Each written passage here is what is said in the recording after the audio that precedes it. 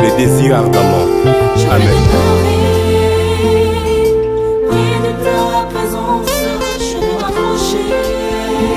Bien-aimés frères et sœurs, comme nous l'avions dit la fois passée, aujourd'hui encore nous voulons continuer notre enseignement sur la présence de Dieu est une nécessité dans la vie du chrétien.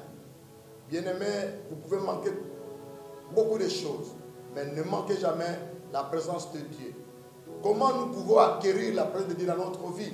Nous pouvons l'acquérir quand nous marchons sur le chemin de l'obéissance.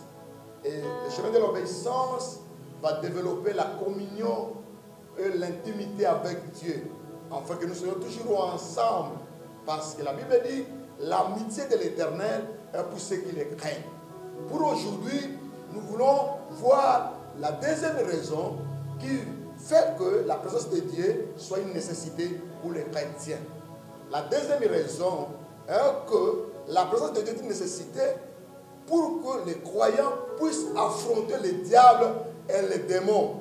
Quand vous lisez 1 Pierre chapitre 5, versets 8, 9 et 10, la Bible dit que nous serons exposés pendant un temps, pour un temps, dans les attaques contre le diable. Parce qu'il dit qu'il est en train de rôder comme un lion rugissant. Cherchant qui il dévorera. Donc, nous sommes la cible du diable. Vouloir ou pas, bien-aimé, sachez-le très bien, que le combat spirituel est une réalité. Cela n'est pas une fiction.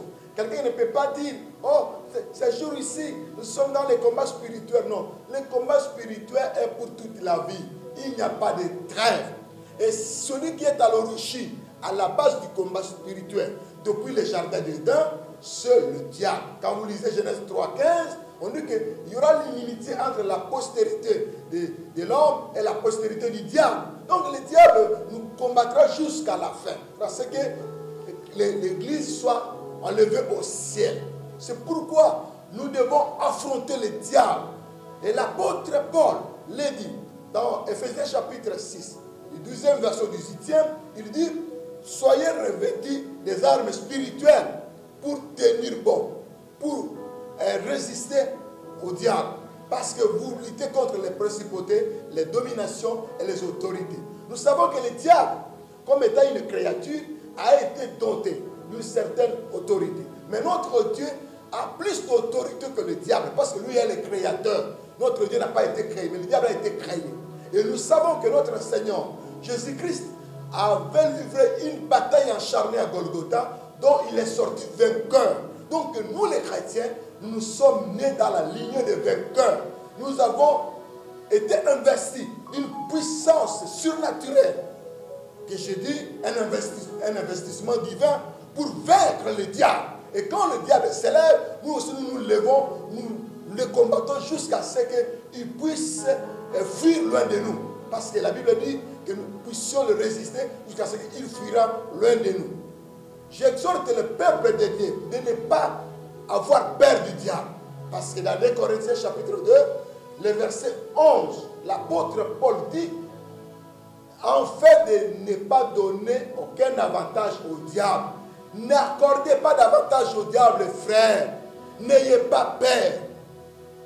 Ne développez pas le doute en vous. Il ne faut pas capituler. Regardez quand Goliath s'est élevé contre Israël. David s'éleva. Et il alla à la rencontre de Goliath. Et Goliath a fut vaincu. Parce que David avait la détermination en lui. C'est pourquoi, frère, dans ce combat spirituel, vous avez un avantage. Parce que Christ a vaincu et vous allez aussi le vaincre. Remettez-vous dans la foi, levez-vous et allez en attaquant le diable et vous sortirez le vainqueur. Que Dieu vous bénisse. Nous allons prier parce que nous savons que pendant ces temps, le diable a développé plus de stratégies. Même le Covid-19, nous avons un dessus. Nous avons la victoire sur lui parce que Christ a vaincu. Et quand il a dit tout est accompli, c'est que le Covid-19 aussi était vaincu pendant ces temps-là. Et aujourd'hui, quand nous nous approprions cette victoire, nous allons vaincre le Covid-19. Que Dieu vous bénisse et que bénisse sa parole. Nous allons prier. Seigneur Dieu notre Père, Nous prions pour nos bien-aimés qui sont exposés à de multiples attaques du diable pendant. Il y a des rêves terrifiants.